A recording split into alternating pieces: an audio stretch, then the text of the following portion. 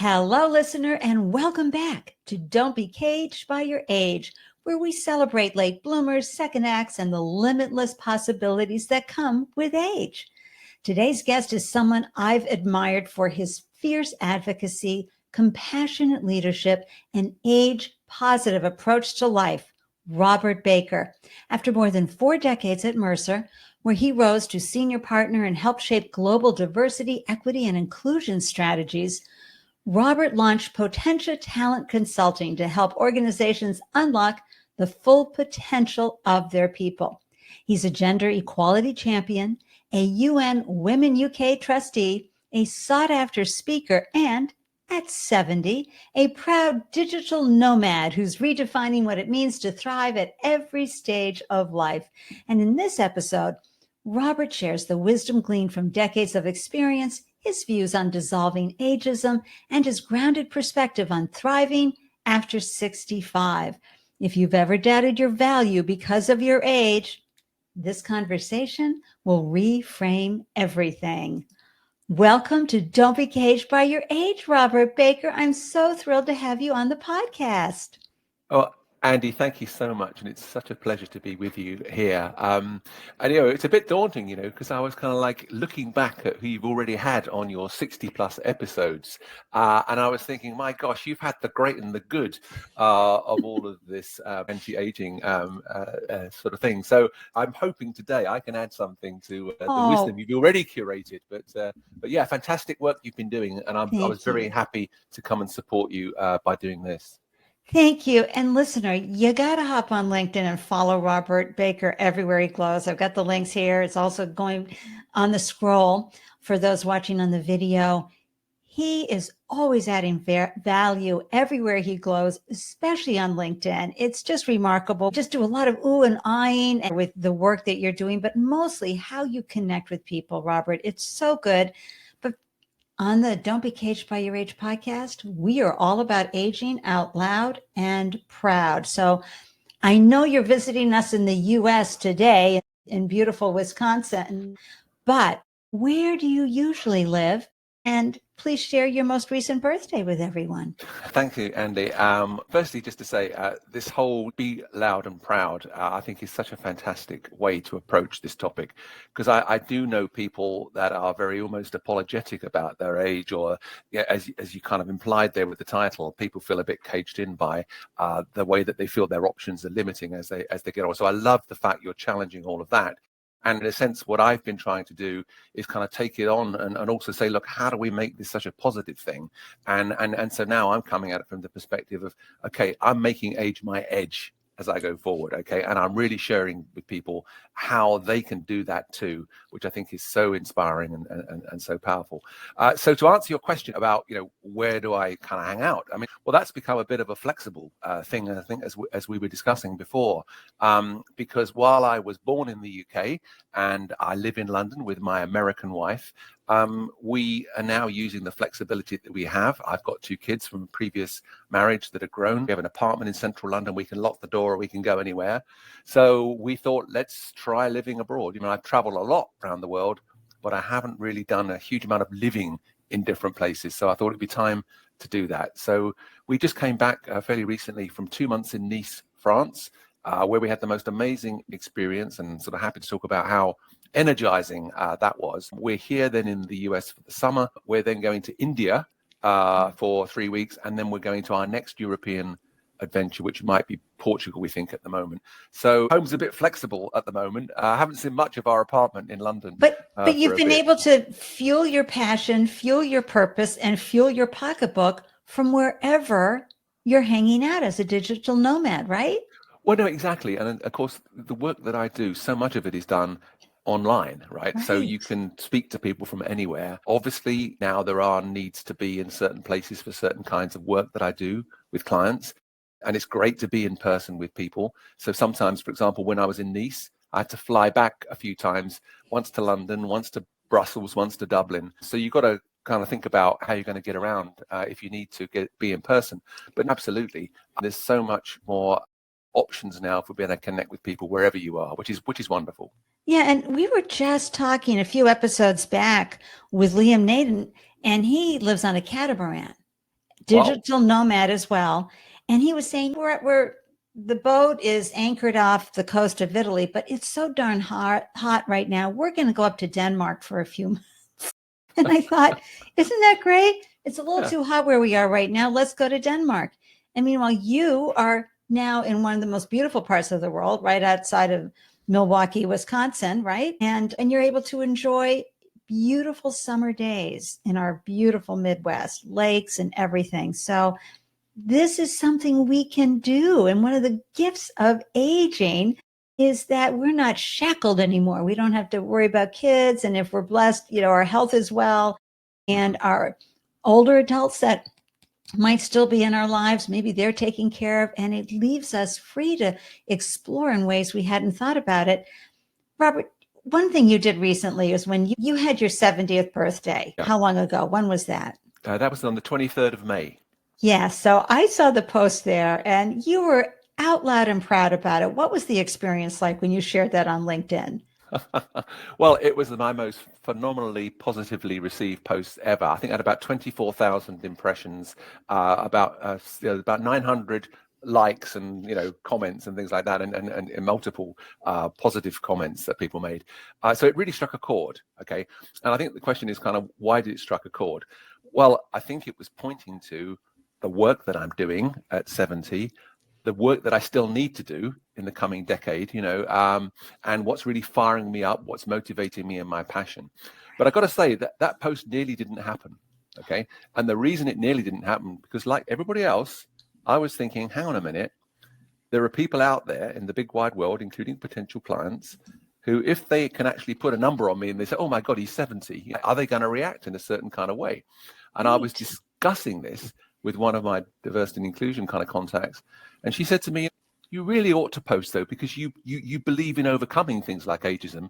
So here's your great opportunity, and you're going to pass up on it because you're worried about how people are going to react. And I said, you're right. That's complete nonsense, isn't it? Right. So then I decided, right, I was going to do the post. The next thing was I got to have a picture. I got to have a photograph to go with the post. And I was thinking, hang on a minute. I've just had my hair done. I've got new spectacles. My image has changed a bit. Okay, I want to make sure I've got the most recent photograph.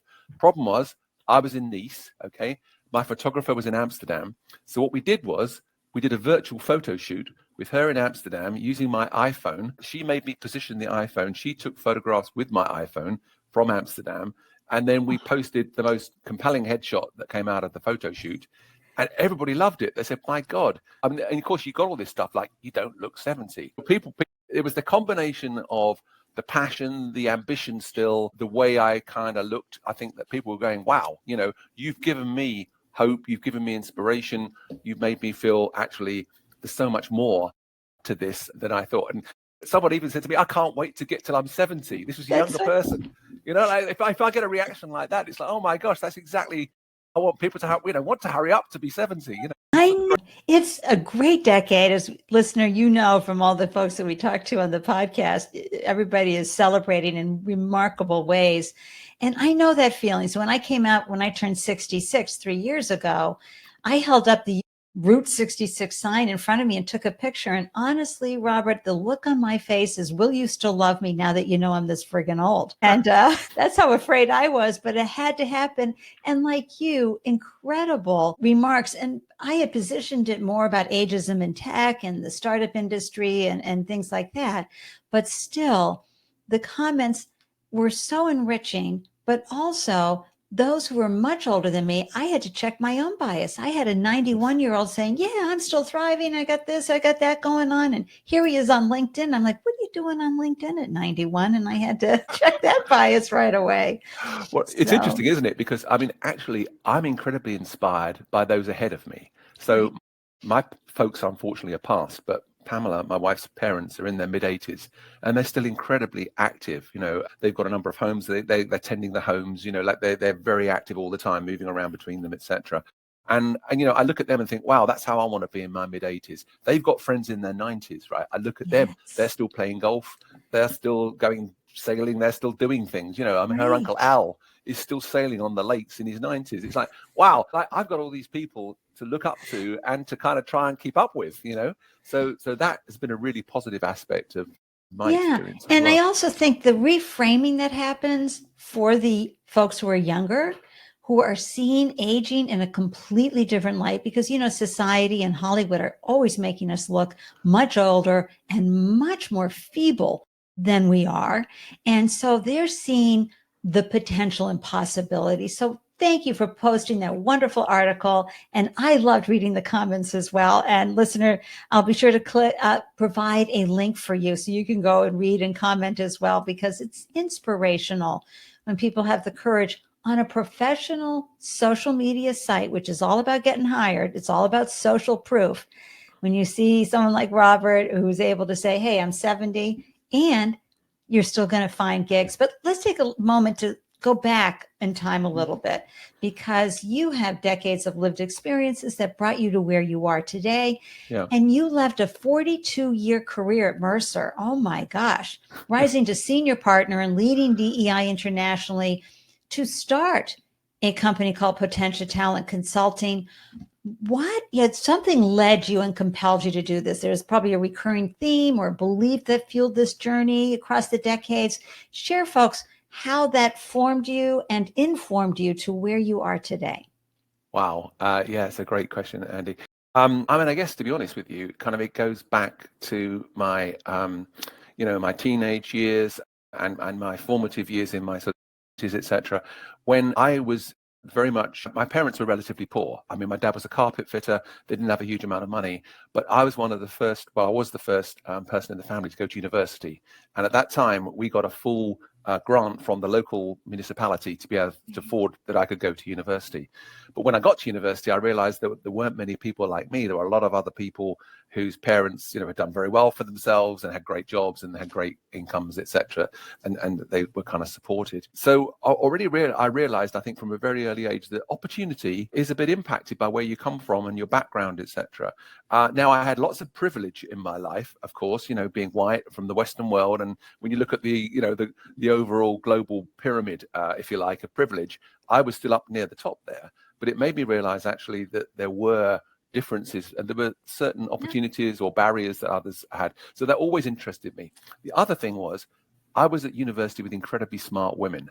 And when I got into the workplace 40 something years ago, not many of them were in leadership roles or at the top of the consulting firm that I was involved with.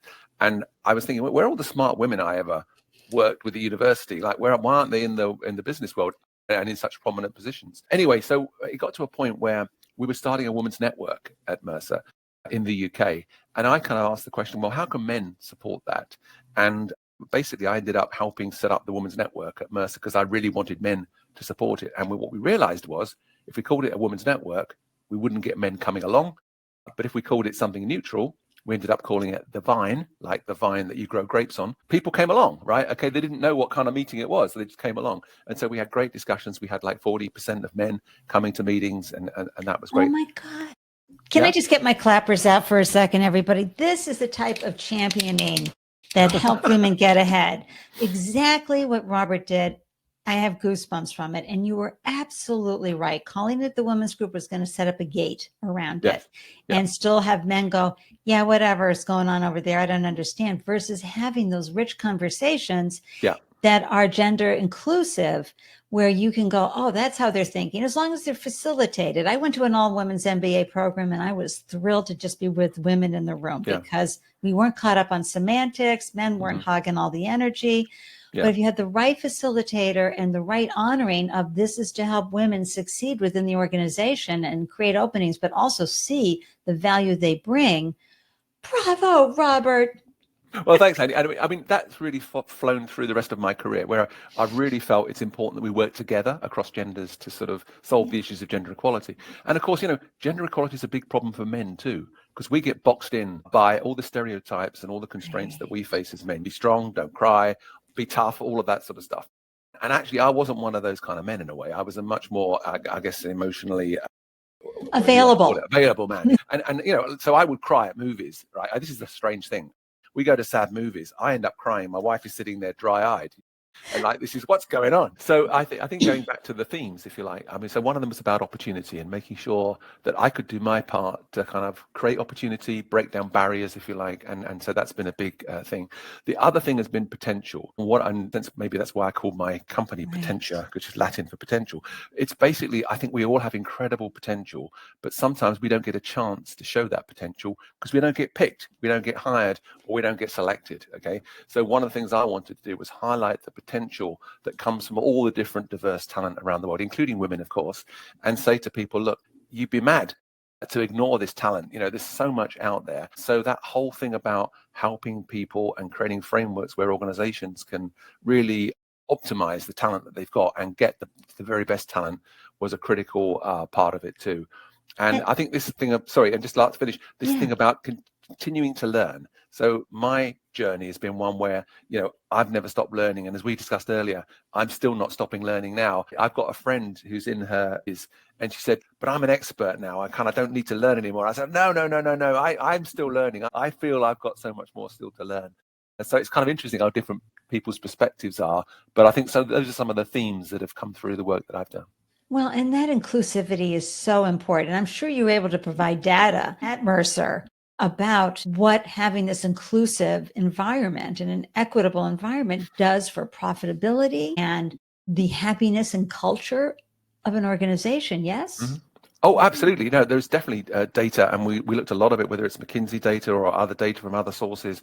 And of course, there's always challenges with the data because people say, oh, hang on, it's correlation rather than causation and all this sort of stuff. The key thing is when you talk to business executives about why this matters to their organizations, they talk about we need to get the best talent, we need to get the best ideas. Those don't come from one group of people. They come from multiple sources. So you have to open yourself to that. And then increasingly, customers are becoming increasingly diverse as well. So if you want to appeal to a diverse customer base, there's your business case right there for why this should matter to you. And of course, I think more and more companies are thinking, what's the right thing to do? And it is right to be, creating opportunity for everybody in the communities that we serve. So I think those are some of the reasons why.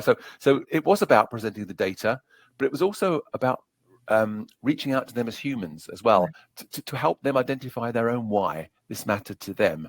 And so that was an incredible part of the journey where I was getting male executives to reflect on why they should engage in this whole inclusion journey, because there were actual very personal reasons why it mattered to them.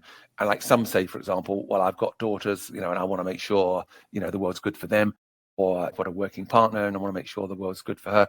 But whatever it is, I think it's about connecting people to something that really motivates them to be real agents of change. Right. And I love how life prepared you for this role today, because nothing helps shatter age-related expectations and stereotypes than when a 70-year-old man who has decades of experience comes to an organization and says, by the way, you're wasting generations of talent that you need now more than ever by thinking that people in their 50s are permafrost and forget over 60. So this is beautiful. And I know that you today are working with global organizations and that over the last 12 months, you've delivered some outstanding projects, including allyship workshops and keynotes, executive coaching for male leaders on gender balance and inclusion, unconscious bias workshops and training, inclusive culture and leadership workshops and keynotes. I mean, you are making a difference everywhere you go and having people start to reframe and rethink about talent acquisition. So you talked a little bit about how this lights you up from your lived experiences over the decades, but specifically now, why this work and where do you see it going and glowing and how you're serving the world? It's so exciting. Well, thanks, Andy. And I would say now, there's never been a more important time. I mean, it's very interesting. I was reflecting on what kind of world are we living in now? And some decades ago now, I think the military came up with the concept of the VUCA world. You've probably heard it, right? The volatile, uncertain, complex, and ambiguous world. Okay. Excuse me, did not hear that. VUCA. Wow. Yeah, Google it. It's well out there. It's been there for decades. Okay. The military came up with it to kind of coin the uncertainties and the challenges that we were seeing around the world, not only militarily, if you like, but also economically, politically. Sure. Now, we've now moved on from that. because the pandemic and the way that things have been changing with the influx of AI, etc., we're now in what people are calling the BANI world, BANI, which stands for brittle, anxious, non-linear, and incomprehensible. In other words, we are now being stressed out because we don't understand the world we're living in. It's changing too fast. We don't feel in control.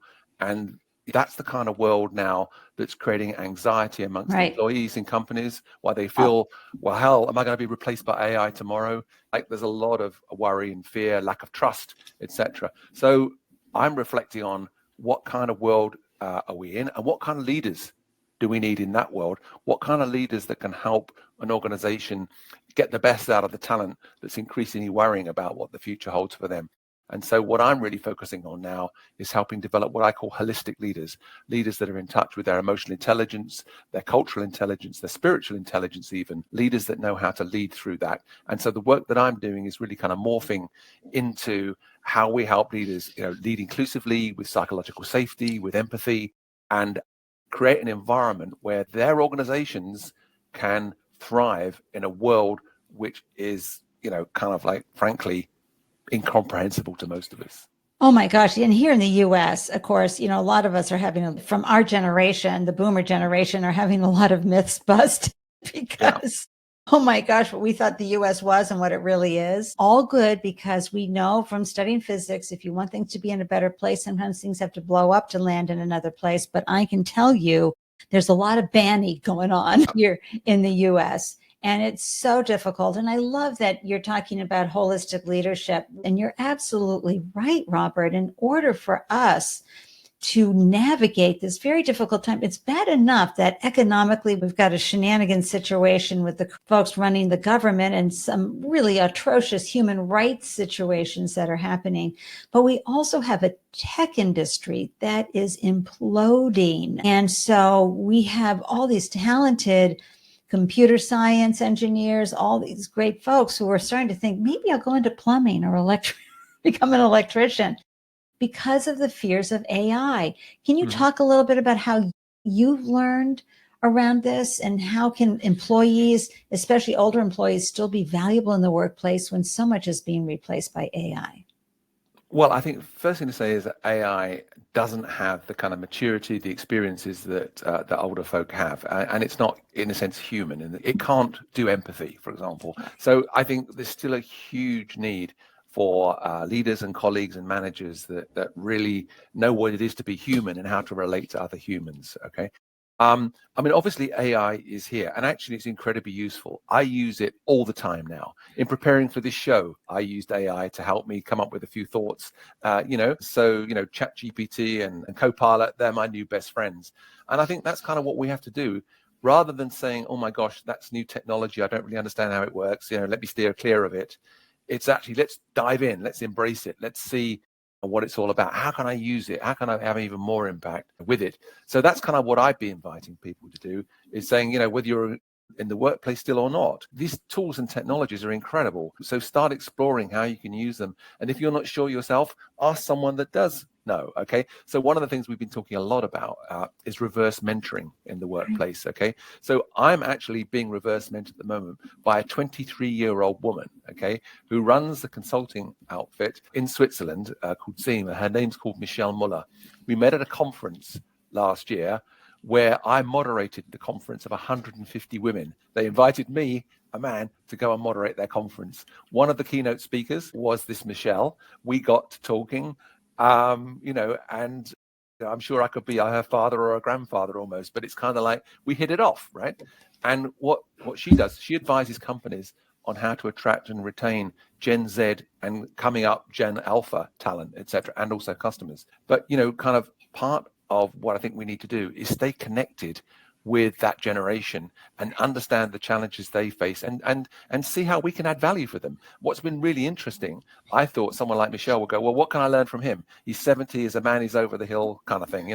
Actually, the conversations we've been having have been incredibly rich. She's really appreciated my insights, in terms of projects she's working on, kind of the real business experience that I'm bringing. Okay. And this is where I'm seeing what Chip Connolly, I don't know if you've ever come across Chip yet on your show, but Chip Connolly invented or developed the Modern Elder Academy. And what he said was basically, people in their 50s onwards, you have a role in business and in life as an elder, a modern elder. That's a word that's a very positive expression of what you bring as you get older. Bring that into the workplace. He got brought into Airbnb and he helped really transform their approach to I think very exciting. Well, and listener, episode 63, when we were chatting with Helen Hirsch Spence, she talked about during COVID, she did this incredible survey of the Gen Zs and young millennials to find out just what were their thoughts about talking to an older adult. And they were so curious, but they didn't know how. A lot of them didn't have grandparents in their home or modern elders. And so she found that to be very fascinating and a wonderful segue into how do we build these intergenerational relationships that are so important. And your reverse mentoring, share what that framework looks like. How could someone set something like that up? And as an aside, and listener, you know, I tell this story a lot. When I was in the startup ecosystem, my biggest fans were all under 30. And I'd be like, I have shoes older than you guys. My shoes could be your grandparents, but they just couldn't get enough. And we'd have really rich, wonderful conversations. And I couldn't be more excited about what they were building and doing, right? But you see, that's the proof, right? Yeah. They were finding real value in what you brought to them. You were finding real value in what they brought to you. And I think that's the key, right? Okay. But what holds us back often is we make assumptions that we're not going to find value in someone older or someone younger. I mean, I hear from younger people, hey, I don't get listened to at all. They think, oh, well, you've got no experience. What do you know about anything? Okay. So older folk are dismissing them. Okay. And it's interesting because I think the pandemic definitely showed that younger folk, they're quite anxious actually about networking, about reaching out. You know, maybe they'd rather send you a text message than actually pick up the phone kind of stuff. They're shy. They're afraid. They're not seasoned at doing that. Well, yeah. And, you know, they feel there's a risk and how might it go? And I can't control it sort of thing. So one of the key things has been just encouraging these conversations to start. Let's break down the barriers. Let's just start having conversations across age, in generations, for example, and then seeing how they go. And as you have those conversations, you'll see that value emerges. So, you know, let's get over the barriers that stop us even having them in the first place. And then I think we'll see younger folk can guide some of us older folk on some of the things that are natural to them, like, for example, technology. You know, although I try and keep well ahead of, I mean, it's really great. I had to show a Gen Z person the other day how to use the QR code on their LinkedIn profile. And I was like, yes. I love that, something fierce. So I have a monthly meetup here in Boston called the New England Podcasters Group. And I just built a community for us, the Pod Garden, on using circle.so.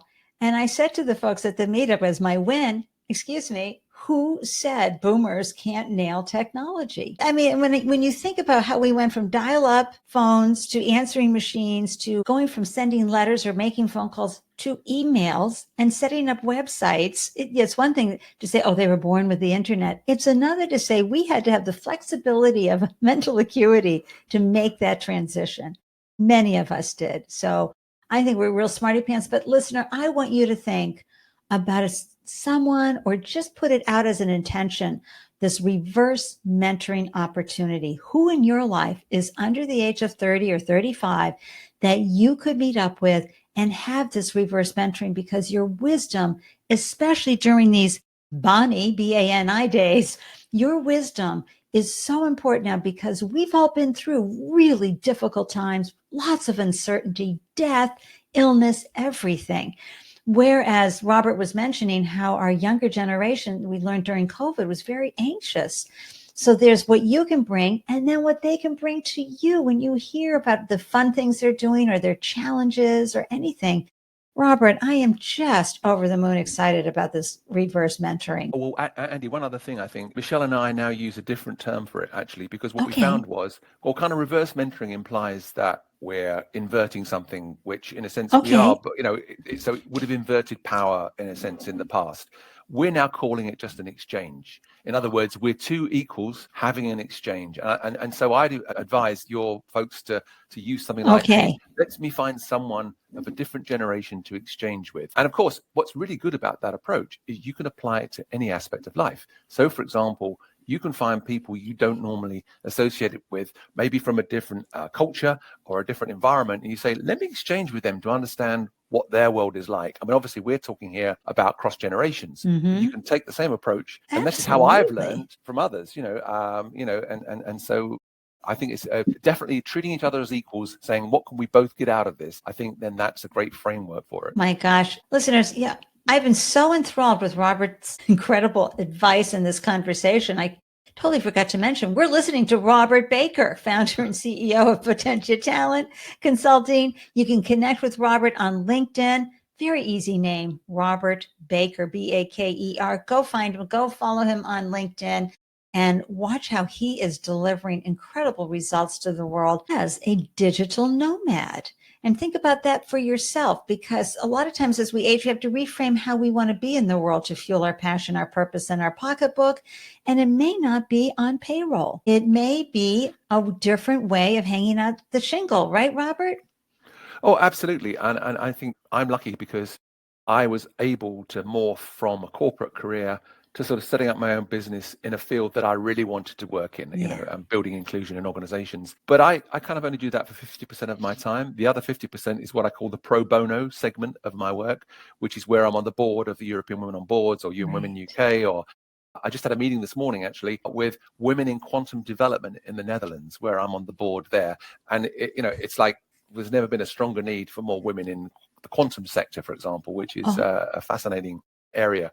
So there's lots of stuff that I do, which I'm doing to kind of, push forward the cause, as it were. That's right. But also, of course, I'm lucky because I get hired to come in and talk to companies about how they need to change. And across age, obviously, is one of them. But, a big battle at the moment is across gender as well, because companies, I think I just saw a report, I think it was one of the US newspapers today, that women in the workplace in the US are finding it tough. It's a tough environment at the moment. We're seeing that in Europe too, that it's tough for women in the workplace because all the traditional barriers are there, but in a sense, they've got amplified a bit with recent developments. And so we've got to continually, I think, when we're men in the workplace, think about how can we help level that playing field? We hear it all the time. Men take about 6 months after the age of 50 to get a new job. Women, 2 years. It is really horrible. And I have to tell you, after years, decades of sexism, and certainly for our people of color, racism, then now to get slapped in the face with ageism. So this is why it's so important what you're doing. Representation matters, but the way you're delivering it is a way that corporations can digest, understand, and you bring with you a following. You bring with you examples. You bring with you experiences where you've seen it work. And these corporations are where we're going to have to make significant adjustments because of their bias of the over 50 crowd versus being young and innovative. And again, I mentioned this earlier, listener, how this time period we're in, this is a brilliant time for companies to bring in seasoned, unflappable, been there, done that, had to acquire customers under the worst conditions or find revenue or cut costs or do all the things. Whereas with all due respect to my 30 and 40-year-olds, they're pulling their hair out right now. Like, what do I do? How do I do? Oh my gosh. And they'll certainly solve the problem. But boy, having an older, modern adult on the team would make it happen faster and easier.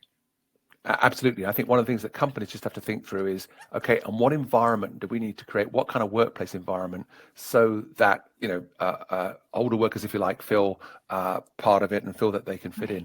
One of the things they need to look at is flexibility. So, for example, I'm running my own business, so I've got as much flexibility as I want. But if I was thinking about going back into the corporate world at the age of 70 to contribute, and there's a huge amount I could contribute, I'd want to work more flexibly too. I wouldn't want to have to be in the office from 9 to 5, 5 days a week kind of thing. That's not what I would want, because I still want my playtime as well. I'm using my maximum flexibility. Yes, I'm working, but I'm also doing as much playing as I can as well. Absolutely. Our wonderful guest, Judith Kernick, way back early in the episodes, listener, talked about the energy portfolio, which I carry forward into almost every conversation, because now, your time is valuable.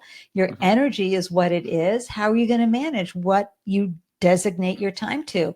And certainly your pro bono work fills your passion and heart, and you're feeling great about that. But also this work that fuels the pocketbook can also be enlivening and leave you feeling fired up to get out of bed every day. And I'm just going to throw this stat out once again, because I do it all the time, to remind folks that for countries like the UK, US, Australia, Canada, retirement has become an epidemic costing societies billions of dollars, because we're asking vibrant, wonderful, connected adults to go out to pasture. And you know how I feel about that. Pastures are for horses, not humans.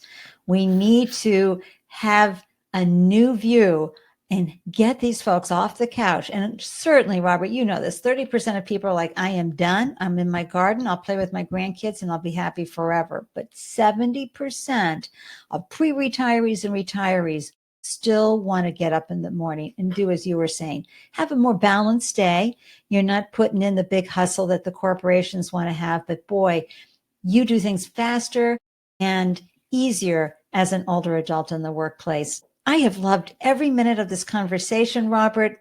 Thank you, thank you, thank you for firing us up and helping us feel so good about our modern older adult life experiences and all the ways that we can glow in the world. What final thoughts do you have for folks who might be feeling a little downtrodden or anxious or confused about how to manage this age and stage of life, because perhaps they've retired and now what? They've got 20, 30 years hopefully looming ahead of them. What are they going to do with this precious life at this age and stage? Well, I think the great news is it's still in their hands to change things. Okay, I wouldn't sit there and just kind of like let things happen around me. I'd be saying, okay, I want to be useful. I want to start doing things. And we can pick up the phone, or we can go on the internet and we can look for volunteering opportunities or whatever it is, or we can talk to people. Networks are so important. Having people you can talk to about what you might want to do. Someone might have something for you, as it were. But so I think it's take it in your own hands, right? Your own destiny, and start working on it. Okay, and then things take time. I'm in year 5 of my business, for example, and things have developed really well. But I had to start on day 1, and that's there was nothing there. So we all let's all start on our day 1 and kind of take it in our hands, and let's do things. Let's work with others. Collaboration has been one of the joys of my life, basically. Working with others who share my ambition, my passion, my mission has introduced me to some incredible people who I've worked with and I've learned from. So that's a very huge aspect too. So I think let's take away the fear, as you said. Let's not be caged by our age. Let's take away that fear. Let's become bolder as we get older. Okay, that's a great book by Carl Honore. And by the way, let's look for these people that inspire us. People like you, people like Aviva Wittenberg-Cox, people like Chip Conley, I mentioned earlier, people like Carl Honore. I've got a whole list. Yes. A lot of them have been on your podcast, by the way. But, so there are people around us that can inspire us. But we do have to make the effort. We have to get off our couch, get the book or watch the video or start talking to people. Let's go for it. Absolutely. I tell people to get on Eventbrite and Meetup and see what's happening locally, wherever you are. You can be a nomad and you can still open up Meetup and find out who's cooking, building, gardening, creating, whatever. And to that point, Robert, one of the things I did when I woke up in 2024, I said, I need community and it needs to be intergenerational. I'm passionate about podcasting. We don't have a regional podcasting group. I want to start meeting in person. And I started the New England Podcasters Group. And I am here to tell you, 4 times founder here, tech, food, all the things. It is the most rewarding and fulfilling work I've ever done. Knowing that I've created the space every month for podcasters to come, all ages. And I have some modern older adults too, who would have been afraid to launch a podcast if they hadn't joined the group, learned from everybody in the group on how to do this. And now they're having an incredibly rewarding experience. So for the younger ones as well, the 20-year-olds, 30-year-olds, we cover it all. So think about what you could launch and start. And yes, of course, as a 4 times founder, launching is my jam. but I still had lots of nerves and thinking about what if nobody shows up. You can create the space, listener, to bring community together and do an exchange of ideas, passions, purposes, and thoughts. So take that nugget home and what is it? Bolder as we get older. Be, and take all of this with you. Robert, thanks again for joining me. I loved every minute of this conversation.